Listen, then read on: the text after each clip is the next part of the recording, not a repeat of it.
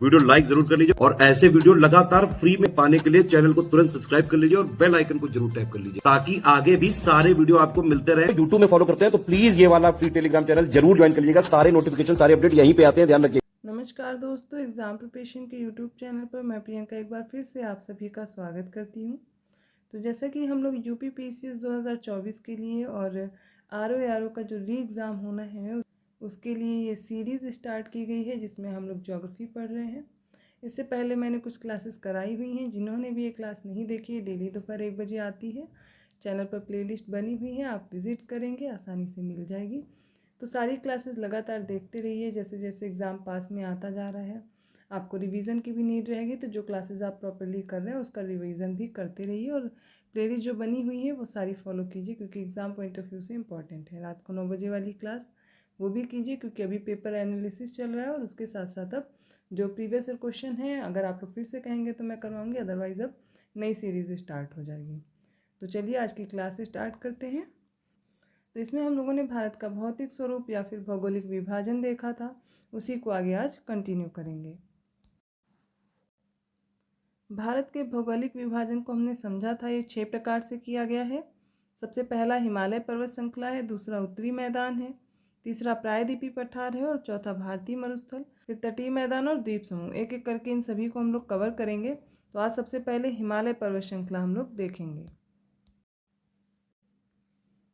तो भारत की उत्तरी सीमा पर विस्तृत हिमालय भूगर्भीय रूप से युवा और बनावट के दृष्टिकोण से वलित पर्वत श्रृंखला है।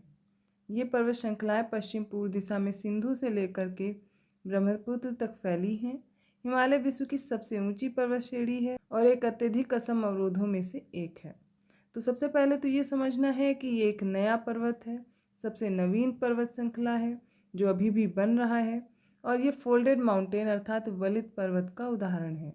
तो आपने कई तरह के पर्वत पढ़ रखे होंगे। पहला तो ब्लॉक माउंटेन पढ़ा होगा, फिर रेजिडुअल माउंटेन पढ़े हैं, अवशिष्ट पर्वत जो होते हैं, वलित पर्वत आपने पढ़े हैं, ज्वालामुखी पर्वत होते हैं। उसी में एक उदाहरण है वलित पर्वत का जो 2 प्लेटों के टकराने से निर्माण हुआ है। तो हिमालय भी इंडियन प्लेट और जो ऑस्ट्रेलियन प्लेट है इनके टकराने से इस हिमालय का निर्माण हुआ है। ये वलित पर्वत है, नवीन श्रृंखला है। अब आप देखेंगे फैला कहाँ से कहाँ तक है, अभी मैप में भी देखेंगे। तो सिंधु से लेकर के ब्रह्मपुत्र के बीच में ये हिमालय फैला हुआ है और इसके बाद अगर बात करें इसकी लंबाई की तो ये 2400 किलोमीटर है, ठीक है, और एक अर्धवृत्ताकार रूप में ये निर्मित है। इसके बाद आप इसकी चौड़ाई देखेंगे तो कश्मीर में 400 किलोमीटर है और अरुणाचल प्रदेश में 150 किलोमीटर है। अब इससे क्या पता चलता है कि पश्चिम में इसकी चौड़ाई ज़्यादा है और ईस्ट अर्थात जब पूर्व में बढ़ेंगे तो चौड़ाई कम होती जाती है लेकिन ऊंचाई बढ़ती जाती है ना। फिर पश्चिमी भाग की अपेक्षा आप देखेंगे पूर्वी भाग की ऊंचाई में अधिक विविधता पाई जाती है। अपने पूरे देशांतरी विस्तार के साथ हिमालय को 3 भागों में बांट सकते हैं। अब ये 3 भाग कौन कौन से हैं? इन श्रृंखलाओं के बीच बहुत अधिक संख्या में घाटियाँ पाई जाती हैं। सबसे उत्तरी भाग में स्थित श्रृंखला को महान या फिर आंतरिक हिमालय या इसको हिमाद्री भी कहते हैं। तो आंतरिक वाला हिमालय अर्थात सबसे पहला हिमालय आप जब बढ़ेंगे तो कौन सा आएगा? वो हिमाद्री है। ये सबसे अधिक सतत श्रृंखला है जिसमें 6000 मीटर की औसत ऊंचाई वाले सर्वाधिक ऊंचे शिखर हैं। औसत ऊंचाई की बात की जा रही जो 6000 मीटर है, अर्थात कुछ बहुत ऊंची चोटियां हैं, कुछ ऐसी एवरेज लिया जाता है। जैसे कि माउंट एवरेस्ट आपने पढ़ा है, तो माउंट एवरेस्ट विश्व की सबसे ऊंची चोटी है और इसी प्रकार की बहुत सी ऊंची चोटियां इस हिमाद्री वाले पर्वत पर स्थित है जो कि आंतरिक हिमालय के नाम से भी जाना जाता है और आप देखते हैं इसे महान हिमालय भी बोलते हैं। तो इसकी ऊंचाई याद रखनी 6000 मीटर है। मीटर में ध्यान रखिएगा, यहाँ पे किलोमीटर नहीं हो सकता है, मीटर में दिया गया है। फिर आप देखेंगे महान हिमालय के वलय की प्रकृति जो है वो असममित है। हिमालय के इस भाग का जो क्रोड है वो ग्रेनाइट का बना है और यह श्रृंखला हमेशा बर्फ से ढकी रहती है तथा इससे बहुत सी हिमानियों का प्रवाह होता है। देखिए ऊंचाई बढ़ने के साथ साथ आप देखते हैं तापमान घटता जाता है और यहाँ पर सबसे ज़्यादा आपको हिमानी भी देखने को मिलेंगे क्योंकि ये बहुत ऊंचे पर्वत हैं और ये जो ऊंचे पर्वत हैं इन पे जो हिमानी हैं तो ये कई नदियों के स्रोत हैं। जहाँ पर नदियाँ, ये जो पूर्वी क्षेत्र में जो नदियाँ बहती हैं पूर्वी मैदान में, खासकर सिंधु वाली नदियाँ, सिंधु तंत्र देखा, ब्रह्मपुत्र नदी तंत्र, और इसके साथ साथ गंगा नदी तंत्र, तीनों नदी तंत्र जो हैं उत्तर भारत में ये सतत वाहिनी है। और इनका एक मेन रीज़न ये भी कि हिमालय से जो ग्लेशियर पिघलता है उसका पानी नदियों में आता है, तो एक मेन सोर्स के रूप में ये काम करते हैं। तो आपको याद रखना है इन पर हमेशा बर्फ ढकी रहती है। हिमाद्री के बारे में हमने पढ़ा। अब इसके दक्षिण में आएंगे तो इसके दक्षिण में हिमाचल या फिर निम्न हिमालय है। ठीक है, तो ये जो निम्न हिमालय है ये अत्यधिक संपीड़ित है और परिवर्तित शैलों से इसका निर्माण हुआ है। अब इसकी ऊंचाई अगर बात करें तो एक एवरेज जो इसकी ऊंचाई है वो 3700 मीटर से 4500 मीटर के बीच है। चौड़ाई कितनी है तो 50 किलोमीटर है। जबकि पीर पंजाल श्रृंखला सबसे लंबी तथा सबसे महत्वपूर्ण श्रृंखला है। बहुत बार आप देखेंगे नॉर्थ टू साउथ अरेंज करने को आता है, उत्तर से दक्षिण की जो हिमालय की श्रृंखला है। तो सबसे पहले आपको याद रखना है जो ट्रांस हिमालय वाला भाग है। ये तो मैं हिमालय समझा रही हूँ, अभी मैप में मैं आपको ट्रांस हिमालय भी समझाऊंगी। उसकी 3 प्रमुख रेंज है, काराकोरम, लद्दाख और जास्कर। उसके बाद आपको पीर पंजाल और धौलाधार याद रखना है। तो इसके बाद आप देखेंगे जो पीर पंजाल है ये किसकी है श्रृंखला, तो ये है जो निम्न हिमालय हम लोग पढ़ रहे हैं, इसकी सबसे लंबी पर्वत श्रृंखला है। फिर धौलाधार और उसके बाद महाभारत श्रृंखलाएँ हैं। ये देखिए अलग अलग जगह पे अलग अलग नाम रखे गए हैं, जबकि ये निम्न हिमालय का ही भाग हैं। इसी श्रृंखला में कश्मीर की घाटी है, हिमाचल के कांगड़ा और कुल्लू की घाटियाँ भी इसी में स्थित हैं। और इसी क्षेत्र को पहाड़ी नगरों के लिए जाना जाता है, क्योंकि हिमाद्री और हिमाद्री से निम्न हिमालय के बीच में घाटियों का निर्माण होता है। तो इन घाटियों को कश्मीर में जानते हैं घाटी नाम से, कश्मीर घाटी, हिमाचल में कांगड़ा और कुल्लू बोलते हैं। तो इनको पहाड़ी नगरी के लिए जाना जाता है क्योंकि यहाँ पर बहुत सारी घाटियाँ हैं। हिमालय की जो सबसे बाहरी श्रृंखला है वो शिवालिक कहलाती है। अब ये जो शिवालिक है ये इसके हिमाद्री, सबसे पहले हिमाद्री आएगा, हिमाद्री के बाद निम्न हिमालय या हिमाचल है, हिमाचल के बाद शिवालिक रेंज आती है। अब इसकी चौड़ाई देखिए 10 से 50 किलोमीटर है और ऊंचाई कितनी है 900 से 1100 मीटर के बीच है। अब ये श्रृंखला उत्तर में स्थित मुख्य हिमालय की श्रृंखलाओं से नदियों द्वारा लाई गई असंपीड़ित अवसादों से बनी है। अब ये घाटियाँ बजरी और जलोढ़ की मोटी जो परत होती है इनसे ढकी हुई हैं। निम्न हिमाचल या शिवालिक के बीच में जो लंबवत घाटी है इसको दून के नाम से जानते हैं। अभी जब हमने हिमाद्री और निम्न हिमालय के बीच घाटी पढ़ा तो देखा कांगड़ा घाटी, कुल्लू घाटी, कश्मीर घाटी ये नाम थे। अब यहाँ पर दून बोला जाएगा, जैसे कि देहरादून, कोटली दून, पाटली दून, ये सारी घाटियाँ हैं और इनको इन नाम से यहाँ पर जानते हैं।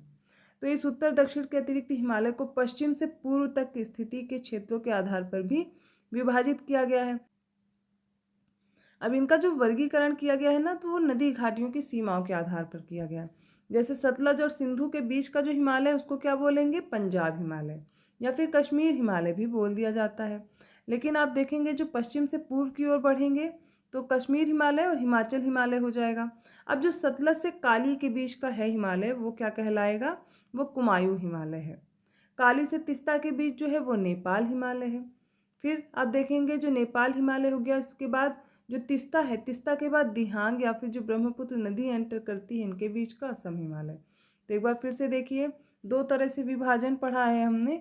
सबसे पहला वाला ये हो गई हिमाद्री जैसे, फिर इसके बाद ये जो दूसरी श्रृंखला थी ये है निम्न हिमालय और तीसरी हो गई शिवालिक। ठीक है, ये आपको याद रखना है। सबसे ऊंची जो पर्वत चोटियाँ वो इस पे पहले वाले में पाई जाएंगी। सबसे दक्षिण में कौन सा है, शिवालिक है।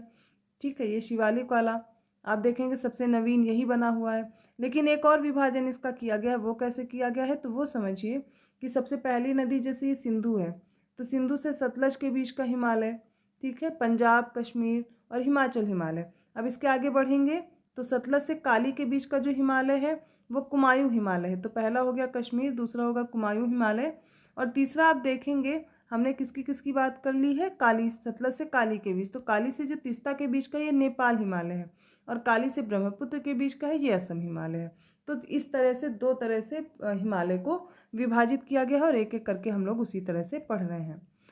अब ये जो ब्रह्मपुत्र नदी है ये हिमालय की सबसे पूर्वी सीमा बनाती है।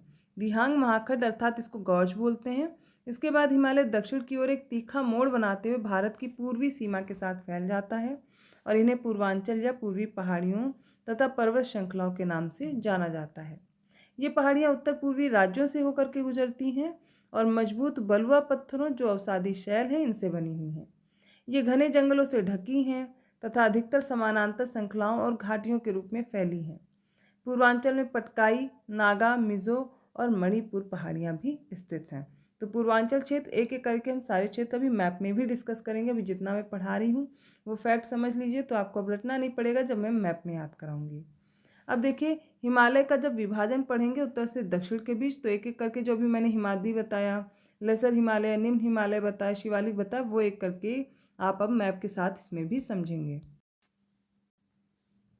तो उत्तर से दक्षिण की ओर जब विभाजन करेंगे तो सबसे पहला महान या फिर भीतरी हिमालय, ये सबसे उत्तरी श्रेणी होती है और इसे हिमाद्री के नाम से जानते हैं। और यह सबसे सतत सीमा अर्थात ये कटी-फटी नहीं है, सबसे ऊंची चोटियां भी इसी में मिलेंगी। फिर मध्य या लघु हिमालय है, ये हिमाचल पर्वतमाला के नाम से भी जानी जाती है। इसे लघु हिमालय, मध्य हिमालय, इन सभी नामों से जानते हैं। हिमालय की मध्यवर्ती बीच की श्रेणी है और यह शिवालिक पर्वतमाला से उत्तर में है और हिमाद्री के दक्षिण में है। और ये उससे ऊंची है, लेकिन हिमाद्री से क्या है, ये दक्षिण में है और उससे ऊंचाई कम है। अब बात आती बाहरी हिमालय की, इसे शिवालिक पर्वतमाला के नाम से जानते हैं और ये पर्वतमालाएं हिमालय परिवार में सबसे छोटी पर्वतमाला है। अब एक बार मैप देखिए, सारी चीज़ें मैप में क्लियर करते हैं। तो इस मैप के जरिए से मैं आपको एक एक चीज़ें क्लियर करूँगी। तो हिमालय पढ़ने से पहले जैसे कि हमने विभाजन पढ़ा, तो उत्तरी जो पर्वत श्रृंखलाएँ हैं उसमें सबसे पहले हम कुछ जो ट्रांस हिमालय की श्रृंखला है उनको भी पढ़ेंगे। ट्रांस हिमालय अर्थात हिमालय के पार जो स्थित हैं, जैसे कि यहाँ पर आपको काराकोरम दिख रही है, ये काराकोरम रेंज, फिर उसके बाद लद्दाख है और फिर जास्कर दिख रही है। ये 3 रेंज दिखी, आगे यही बढ़ के कैलाश श्रेणी बन जाती है। तो आपको याद रखना है ट्रांस हिमालय में कौन कौन सी आ रही हैं श्रृंखलाएं, KLZ करके आप याद कर सकते हो सीरियल। तो काराकोरम पे जो इंडिया की हाईएस्ट पीक है वो स्थित है और उसका नाम क्या है, K2 या फिर गॉडविन ऑस्टिन बोलते हैं। ये POK वाले रीजन में पड़ती है और भारत की सबसे ऊंची चोटी हम लोग यही मानते हैं, जो कि K2 गॉडविन ऑस्टिन है। किस पर स्थित है, काराकोरम पर।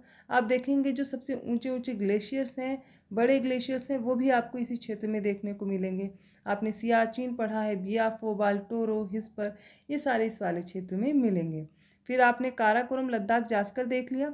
अब इसके बाद हिमालय की बात करेंगे। तो ये जो पहली नंगा पर्वत से ले करके यहाँ नामचा बरवा है, तो यहाँ तक ये जो सतत श्रृंखला फैली है इसको बोलते हैं, अभी हिमाद्री के बारे में पढ़ा, ठीक है, आंतरिक हिमालय बोलते हैं, हिमाद्री बोलते हैं।